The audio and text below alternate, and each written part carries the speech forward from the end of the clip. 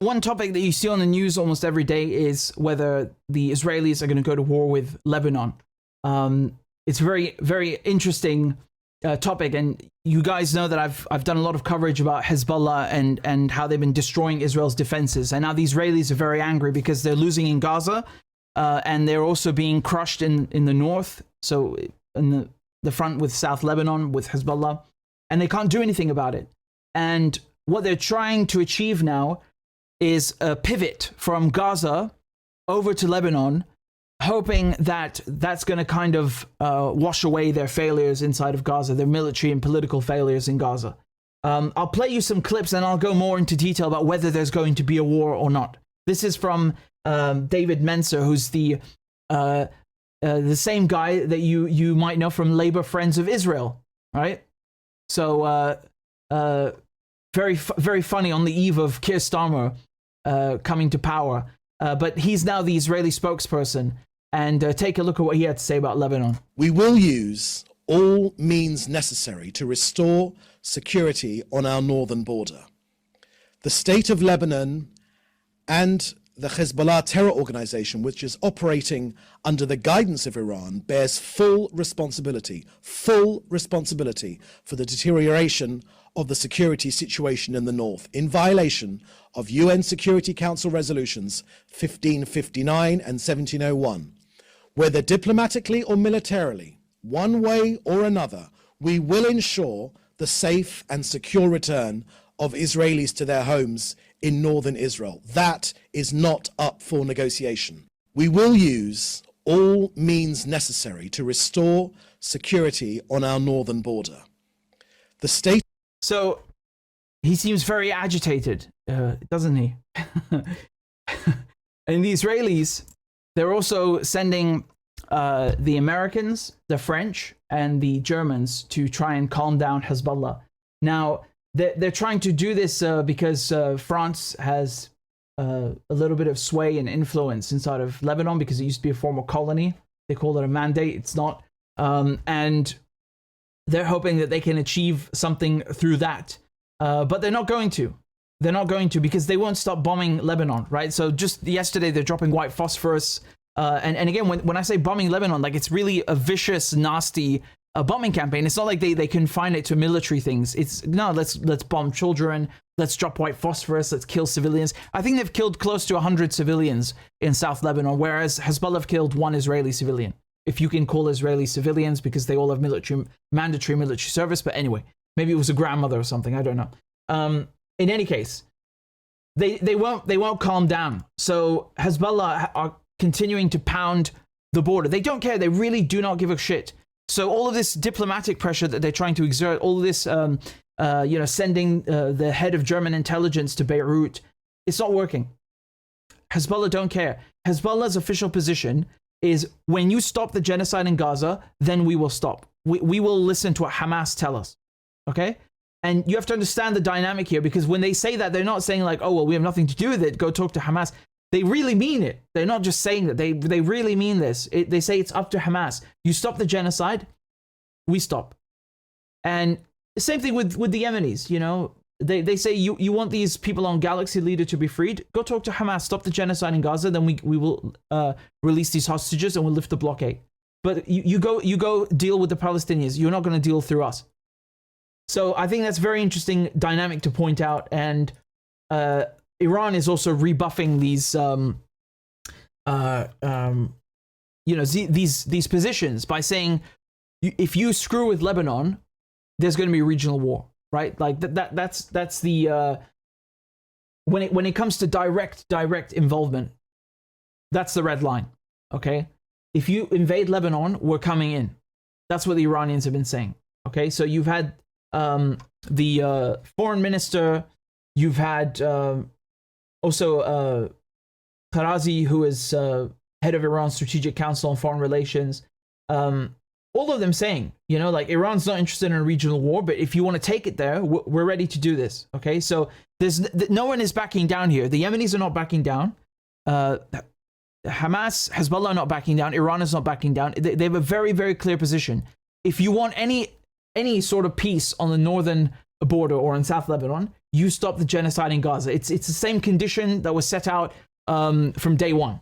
But the Israelis don't want to stop the genocide, so they're in a very precarious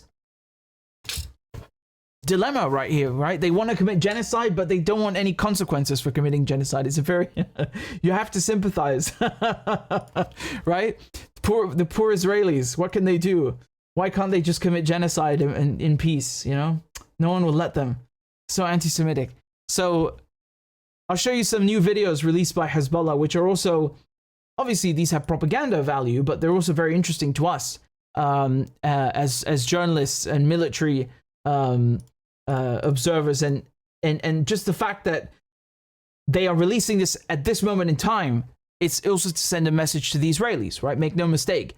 The message is that we are ready for you, and we have weapons that you don't even know exist, and that you don't even know we possess. And make no mistake, the Israelis are very, very angry about that.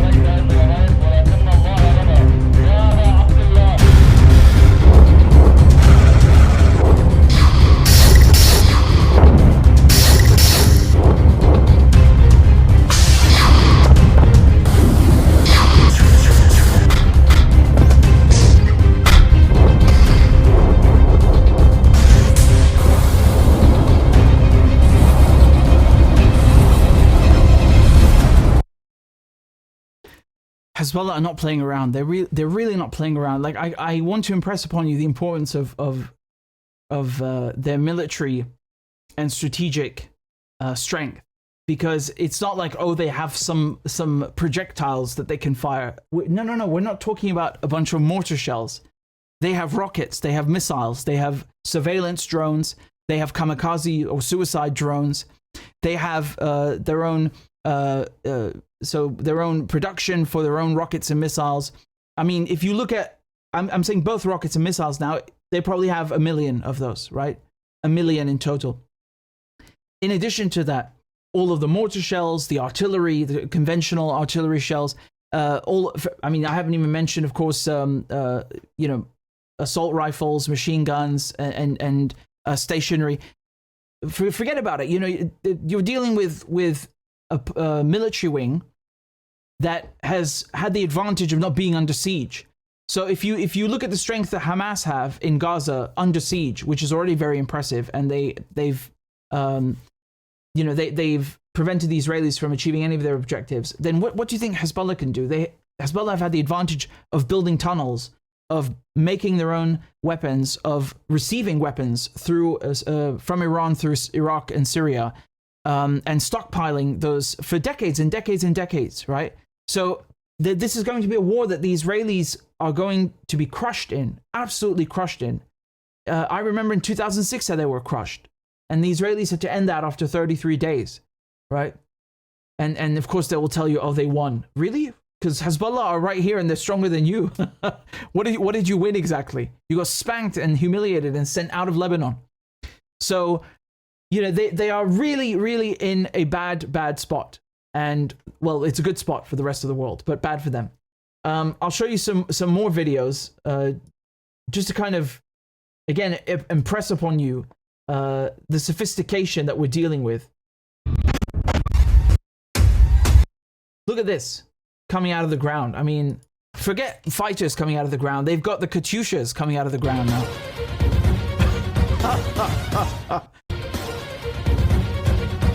I mean, forget about it. Like, okay, you spot one of them. Maybe you find two of them. You're not going to find all of them.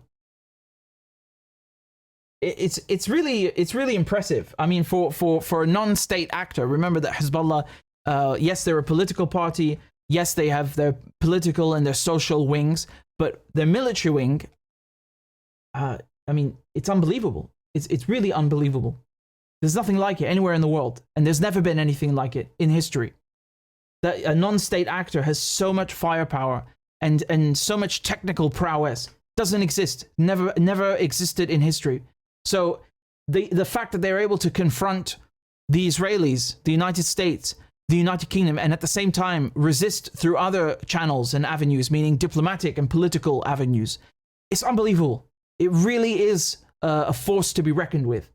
And the Israelis are screwed. And when they start sending in the Americans and the French and the Germans to help them out, you know that they're screwed, because this is what they always do, right? They'll try and fight skirmishes or fight a war, and then to seal the deal at the end and get out of trouble, they will ask the Western diplomats to come in and try and cool down Hezbollah. But it's not going to work this time, because we're not dealing with ordinary circumstances. We're dealing with a genocide in Gaza, with an extermination. I don't give a crap what you call it, but it's not good, and Hezbollah don't like it, and the world doesn't like it. And it's not going to stop on the northern border until Israel stops, right? This is the condition. It's not going to change.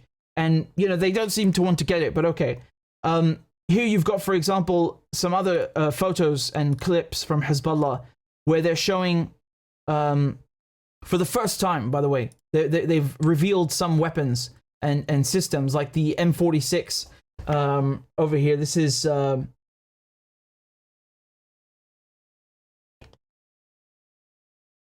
modified by the Syrians as well. I can show you also drills from the artillery, units of Hezbollah that we haven't seen before.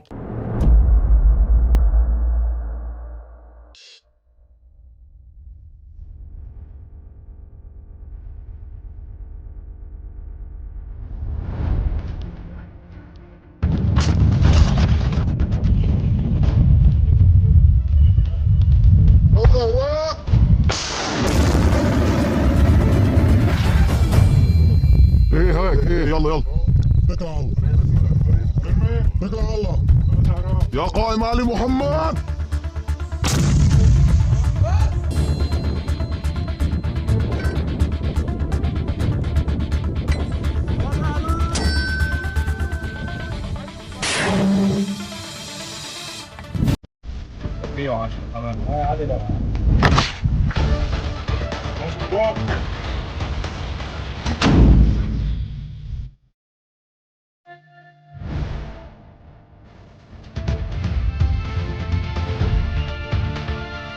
Speaking of which, you see the snow on the mountains in the back. I mean, they also have their own they have their own units for cold weather, you know, with white camouflage and everything. It's quite amazing. It really is. It's quite formidable.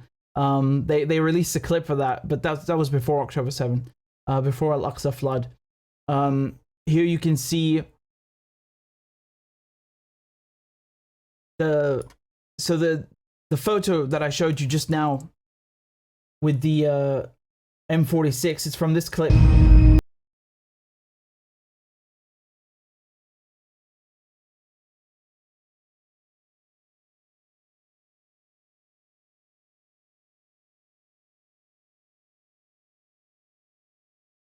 Ordnances and all calibers and all payloads that you can imagine. You can see the Burkan there as well, which is, I mean, a hefty thing. It carries like, you know, 300 to 500 kilo warheads, and I mean that absolutely annihilates anything it lands on. Also has psychological effect on the enemy as well, given the loud bang that it produces, right? So in the last 24 hours, Hezbollah have launched about 200 rockets and 20 drones against the Israelis, because the Israelis assassinated a commander in Hezbollah. And it's like they don't learn. They say they don't want war with Lebanon, and then they go and they assassinate multiple leaders in Hezbollah. And then they send in the diplomats who to beg and plead on their behalf. And then they keep assassinating these leaders and expecting it to weaken the resistance, and it won't happen. It's like, you know, on one hand, it's like, okay, well, please keep doing it, because you're just going to make the resistance stronger, you know, if that's what it is. And you're going to do it anyway. You might as well sink yourself faster for us and for the world and do us a lot of good. But really, it's just unbelievable. I mean, look, everything is literally on fire. Okay, I'll just show you some of the Israeli settlements. And I know I've shown you many clips, but these are the latest ones that we have. This is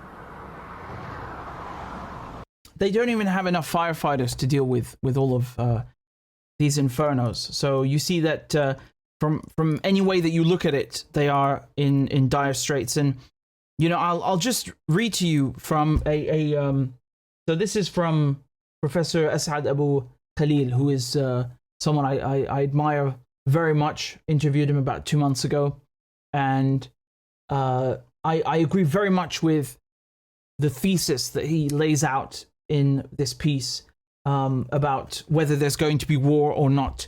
And he makes some very good points. The fact that the Israelis, they need a military victory because they've ballsed up Gaza, right?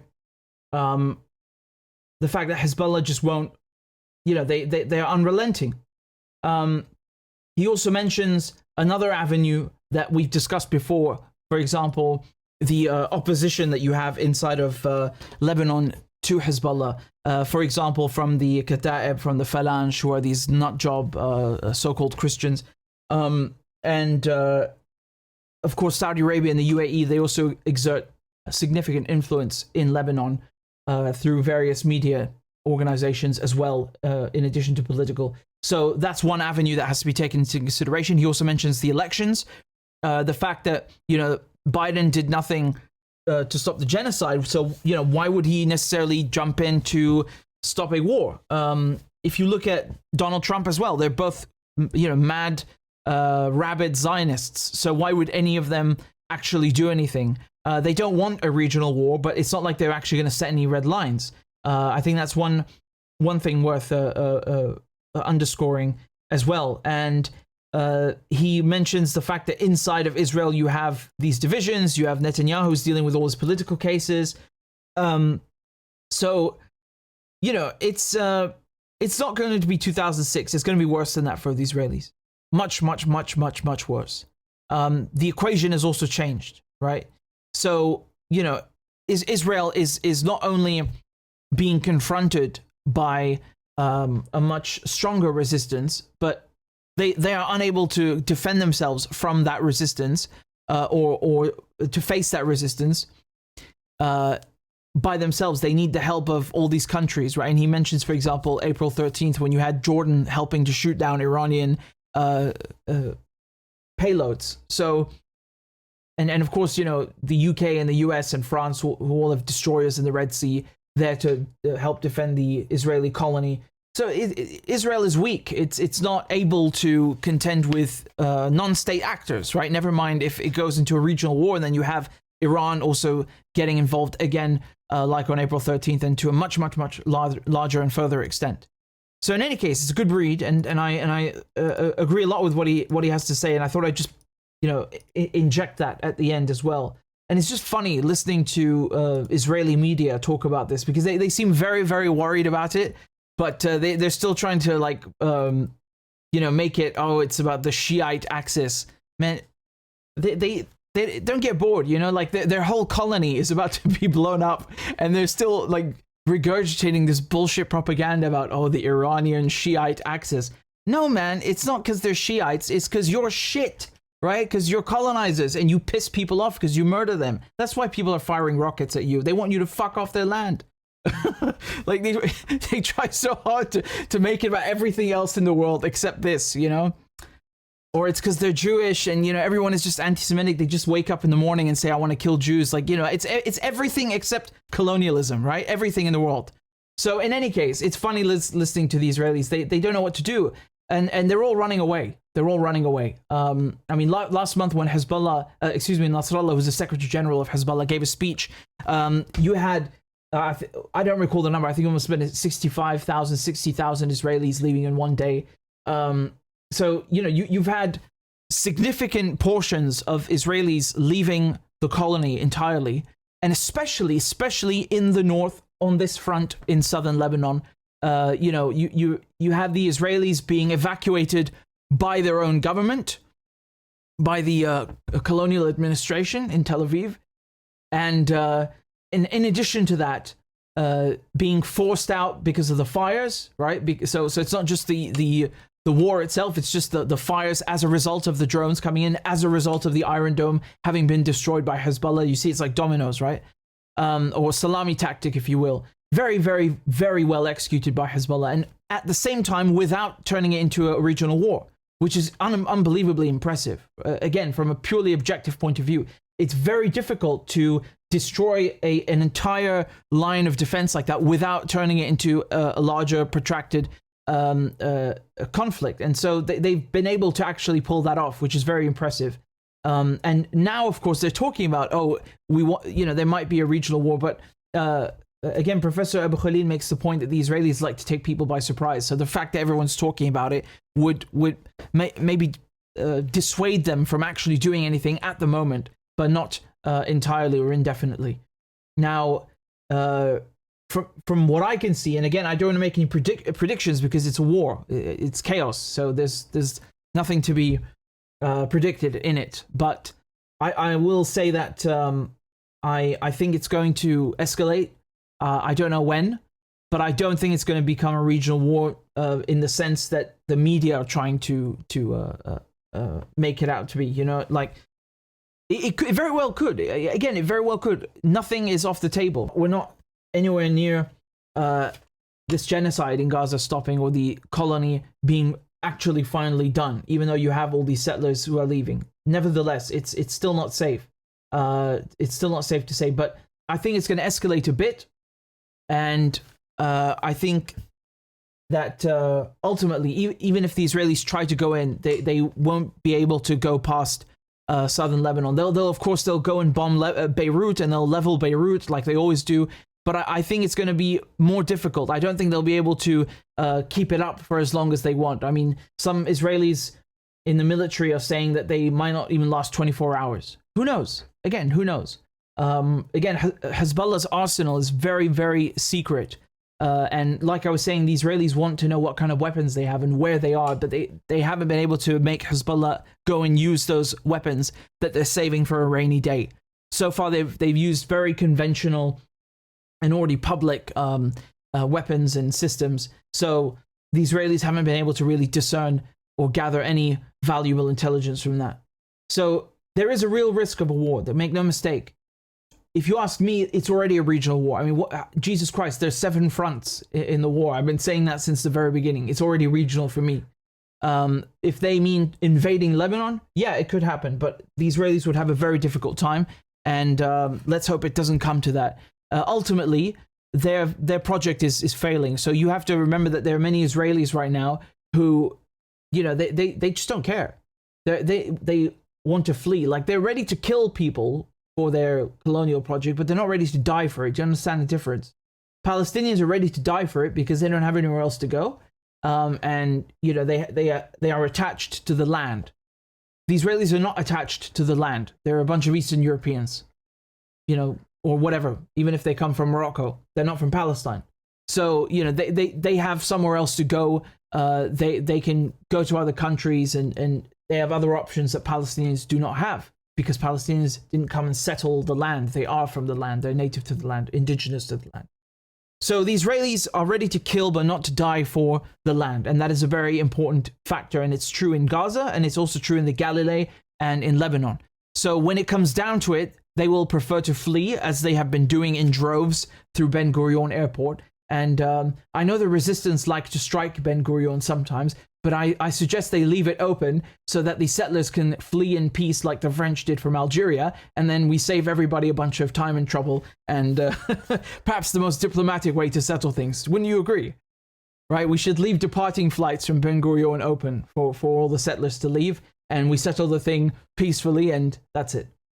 But make no mistake, the risks are very real. And the Americans and the Germans and the French are not going to be able to calm down Hezbollah like they have always done, or think that they can do during, for example, the Karish gas field incident, when they sent Amos Hochstein to negotiate the maritime border issue, and other times. It's not going to happen. The red line is very clear. It's the Gaza genocide. They want that to stop, and then we can talk. Nothing before that. And they're ready to go as long as it takes. Make no mistake, and they can do that, unlike the Israelis. Again, YouTube demonetized my channel because I'm not allowed to say naughty things about Israel. Telling the truth is forbidden. So if you are able to donate a few dollars on PayPal or on a monthly basis on Patreon, please consider doing it, because it would really help me continue my journalism and support independent media. So I'd be very grateful. And the links are in the description and also in the chat. Thank you guys very much again for all your donations and all your kind comments. I appreciate it very much.